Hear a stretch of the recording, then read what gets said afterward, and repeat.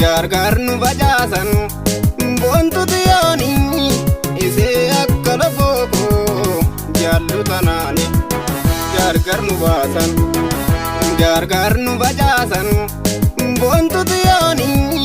isee akka lafoo jaallu tanaani.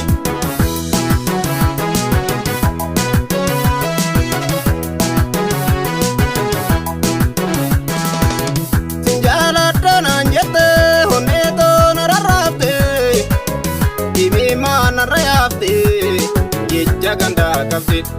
nagartee narraa deemteen akka nuufsee hin teenye nan teecheessu garaani ijitoo si dhaabde hin oofsee tamemmaane karaan jirta yaboon tokko karaa jirta wallaale jalaalte kee hamaadha si barbaajanaan joorin akkana taana seeni aniif si yaleelloto gargar facaana seene gorooratee mi'ooftu akka dammaasan adeebochita seene ofii kee fagaatte garaa dooba gaarite an akka weenjeraadhuka onneetoo namiite ati mee yarabbe ati hooman dadhabdu mirkaanyaanarraa cabsi guntuutuun na haraarse hararsin atime ya rabbi waidu arka kabdam eshiti ya gonan tabaden sikada arka kunul kawada tabaden sikada.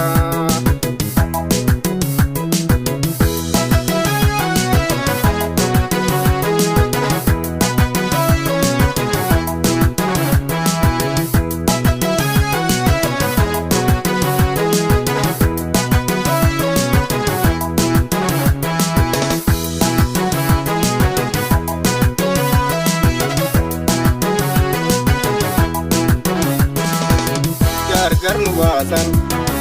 gargar nu bajaasan boontu tiyooni isee akka lafoo jaallu tanaani gargar nu baasan gargar nu bajaasan boontu tiyooni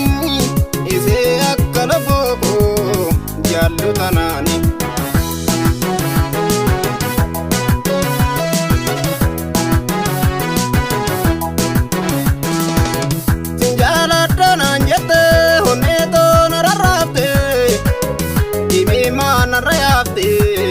Jecha ganda qabde nagartee narraa deemteen akka nuufsee hin teenye nan teecheessu garaani ijitoo si dhaabde hin oofsee tamemmaane karaan jirta yaboon tokko karaa jirta wallaale jalaalte kee hamaadha si barbaajanaan joorin si wajjin jiraachoo na hawwiite honneentoo turake otolalo naboroite jito turake otolalo naboroite jito turake otolalo naboroite jito karam jirta yabon tuto kara jirtu walale jalalti ke hamada di barbaajanaan joore karam jirta yabon tuto kara jirtu walale jalalti kee hamaadha si barbaajanaan joorin.